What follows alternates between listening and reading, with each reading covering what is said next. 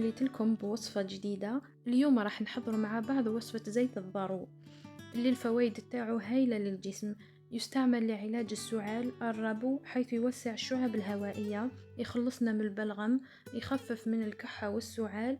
هو مضاد للالتهابات الرئوية، يهدئ الجهاز التنفسي، يخفف من الحساسية الصدرية، ويسهل عملية التنفس. ثاني يستعمل لعلاج مشاكل الجهاز الهضمي، يخفف من حموضة المعدة ويعالج تقرحاتها. ويستعمل لتحسين صحة البشرة، يرطبها، يعالج حب-شباب، ويعزز التئام الجروح. يقوي المناعة إذ أنه غني بمضادات الأكسدة ومضادات الالتهاب.